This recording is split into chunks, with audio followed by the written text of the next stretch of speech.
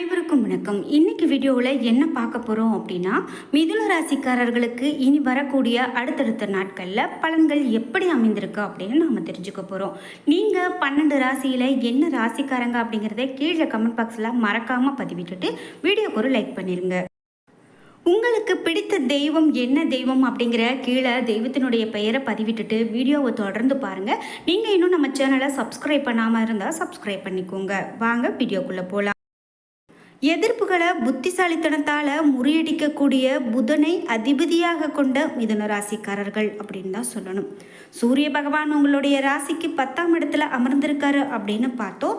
இதனால் அவர் உங்களுக்கு சிறு சிறு பிரச்சனைகளை கொடுக்குறவங்களை கூட விலக்கி விடுவார். தவறான ஆலோசனையின் மூலமாக நஷ்டம் ஏற்படுத்த பார்ப்பாங்க சில பேர். அறிவு கூர்மையால் நீங்கள் வெற்றி பெறுவீங்க.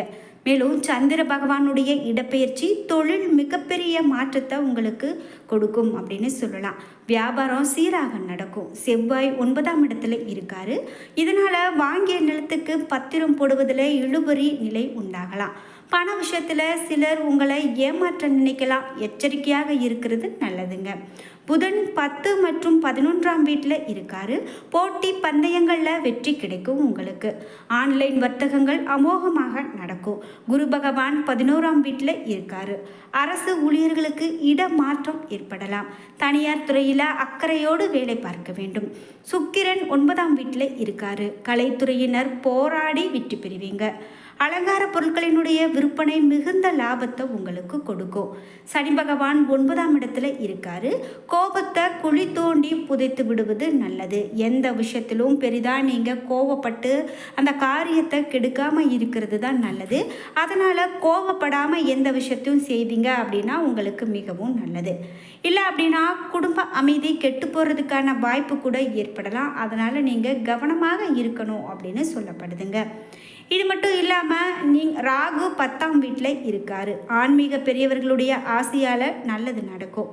கேது 4ஆம் வீட்டில் இருக்கார். பிள்ளைகளால் கல்வி செல்வம் உங்களுக்கு நல்லா இருக்கும். இருந்தாலும் கல்வியினுடைய செலவு அதிகரிக்கும் அப்படின்னு மிதுனம் ராசிக்காரர்களுக்கு சொல்லப்படுது.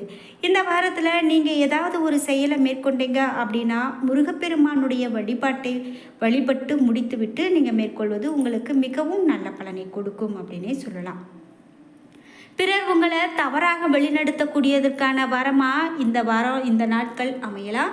ஆனால் நீங்கள் உங்களுடைய புத்திசாலித்தனத்தால் அனைத்தையும் தகர்த்து எறியணும்.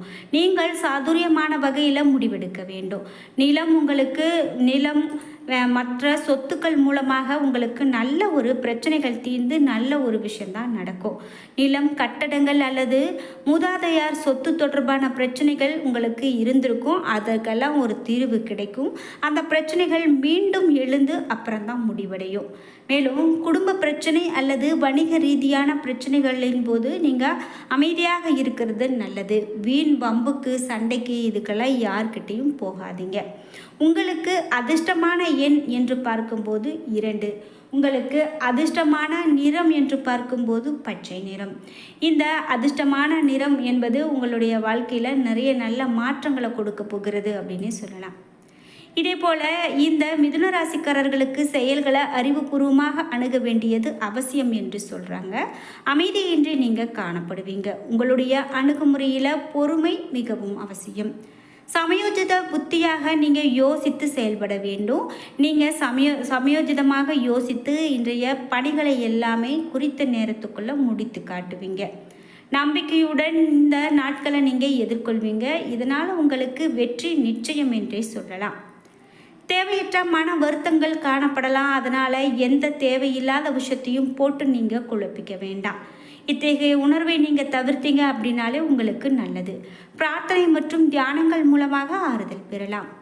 அதே போல் சாதகமான பலன்கள் அவ்வப்போது உங்களுக்கு கிடைக்காது. நீங்கள் நினைத்த நேரத்தில் சாதகமான பலன்கள் உங்களுக்கு கிடைக்காது. சிறிய விஷயங்களுக்கு கூட எளிதில் உணர்ச்சி வசப்படுவீங்க. மனதில் சமநிலையோடு இருக்கிறது ரொம்பவே நல்லது. இனிய இசை கேட்பதன் மூலமாக ஆறுதல் கிடைக்கும். உங்களுக்கு உடல் ஊனமுற்றோர் அல்லது நோயாளிகளுக்கு தொண்டு செய்வதன் மூலமாக இந்த நாட்களில் நல்ல ஒரு சாதகமான பலன்கள் கிடைக்கும் அப்படின்னு சொல்லியிருக்காங்க. இலக்குகளை அடைவதில் தாமதங்கள் ஏற்படலாம்.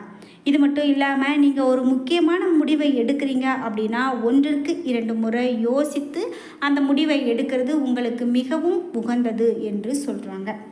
தேவையற்ற விஷயங்களுக்கு பதட்டம் அடைவீங்க. அதனை தவிர்த்து உற்சாகமாக இருக்க வேண்டியது மிகவும் அவசியம். உறுதியான அணுகுமுறை இருந்தால் இந்த நாட்களில் நீங்கள் நல்லதொரு பலனை காண முடியும். நீங்கள் வெற்றி பெற தகுதியானவர் என்று உறுதியாக நம்ப வேண்டும். அதன்படி நீங்கள் உங்களது இலக்குகளை அடைய நீங்கள் பெரிய முயற்சி இடுவது மிகவும் நல்லது. முயற்சி போட்டீங்க அப்படின்னா கண்டிப்பாக உங்களுக்கு நன்மையே நடக்கும். பண வரவு அதிகரிக்கக்கூடிய காலகட்டமாக இந்த காலகட்டம் உங்களுக்கு அமையும். எதிர்பாராத செலவுகளும் ஏற்படலாம். குடும்ப விஷயத்தில் மற்றவர்கள் தலையிடுவதை அனுமதிக்காதீங்க. சிலருக்கு நீண்ட நாட்களாக நிறைவேறாமல் இருந்து விடுபட்ட குலதெய்வத்தினுடைய பிரார்த்தனைகளை கூட நிறைவேற்றக்கூடிய வாய்ப்பு உங்களுக்கு கிடைக்கும் என்று சொல்கிறாங்க. அதனால் நீங்கள் உங்களுக்கு பிடித்த இஷ்ட தெய்வத்தை நீங்கள் வேண்டிக்கிட்டீங்க, நிறைவேறாத ஆசைகளை நீங்கள் அங்கே கொடுத்தீங்க அப்படின்னாலே நிச்சயமாக அது உங்களுக்கு கைகூடும். சுறுசுறுப்பாகவும் பரபரப்பாகவும் செயல்படக்கூடிய வாரமாக இந்த வாரம் உங்களுக்கு இருக்க போகுது. வார பிற்பகுதியில் நீங்கள் நீண்ட நாட்களாக எதிர்பார்த்திருந்த நல்ல செய்திகள் வந்து சேரும். தந்தையினுடைய உடல் ஆரோக்கியத்தில் அதிக கவனம் தேவைப்படுகிறது. பண வரவு உங்களுக்கு அதிகரிக்கும். எதிர்பாராத செலவுகளும் ஏற்படலாம். குடும்ப விஷயத்தில் மற்றவர்கள் தலையிடுவதை அனுமதிக்காதீங்க. சிலருக்கு நீண்ட நாட்களாக நிறைவேறாமல் விடுபட்டு போன குலதெய்வ பிரார்த்தனைகளை நிறைவேற்றக்கூடிய வாய்ப்புகள் இருக்குது அப்படின்னு சொல்லலாம். பிள்ளைகளால் பெருமையும் மகிழ்ச்சியுமே உண்டாகும். அலுவலகம் அப்படின்னு பார்க்கும்போது அலுவலகத்தில் சுமூகமான சூழ்நிலையே காணப்படுகிறது. அதிகாரிகளுடைய ஆதரவால் எதிர்பார்த்த சலுகைகள் கிடைக்கும். இது மட்டும் இல்லாமல் சக ஊழியர்கள் தங்களுடைய பணிகளில் இருக்கக்கூடிய உதவியை நாடி வருவாங்க. சலுகைகள் உங்களுக்கு கிடைக்கும். வியாபாரத்தை விரிவுபடுத்த நினைக்கிறவங்க அதற்கென முயற்சிகளை தொடங்கலாம். அனுகூலமாக அனைத்தும் முடியும். சக வியாபாரிகளுடன் இணக்கமான உறவு ஏற்படும். பணியாளர்களுடைய ஒத்துழைப்பால் பால் விற்பனையும் உங்களுக்கு மிகப்பெரிய லாபத்தை கொடுக்கும் அப்படின்னு சொல்லப்படுகிறது. மேலும் குடும்பத்தை நிர்வகிக்கக்கூடிய பெண்களுக்கு செலவுகள் கூடுவதால் சற்று சிரமப்பட்டே சமாளிக்க வேண்டி வரும். வேலைக்கு செல்லக்கூடிய பெண்களுக்கு அலுவலகத்தில் உற்சாகமான சூழ்நிலையே காணப்படலாம். ஆனால் சலுகைகள் எதையும் நீங்கள் எதிர்பார்க்க முடியாது. உங்களுக்கு அதிர்ஷ்டமான எண்களாக என்ன சொல்லப்படுகிறது என்றால் 7, 9. நீங்கள் வழிபட வேண்டிய தெய்வம் முருகப்பெருமான். தினமும் முருகப்பெருமானுடைய வழிபாட்டை மேற்கொண்டீங்க அப்படின்னா நிச்சயமாக நன்மை நடக்கும்.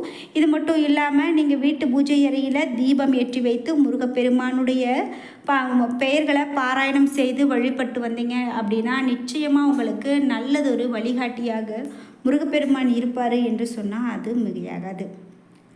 இந்த வீடியோவை பார்த்துட்டு இருக்கக்கூடிய நீங்கள் 12 ராசியில் எந்த ராசிக்காரங்க என்பதை மறக்காமல் கீழே கமெண்ட் பாக்ஸில் பதிவிடுங்க. பொதுவாகவே ஒரு 12 ராசியில் இந்த ராசிக்காரர்களுக்கு இப்படிப்பட்ட பலன்கள் அமையப்போகிறது என்று கணிக்கப்பட்டால் அதுபோல் அந்த வாரத்தில் பலன்கள் மாறுபடுவது உறுதி. அந்த வகையில் இந்த மிதுன ராசிக்காரர்களுக்கு இப்படி பலன்கள் அமைந்து கொண்டிருக்கிறது. பொதுவாகவே ஒரு நெருங்கிய உறவினர்களிடம் பக்குவமாக நீங்கள் நடந்துக்கிறது நல்லதுன்னு சொல்கிறாங்க.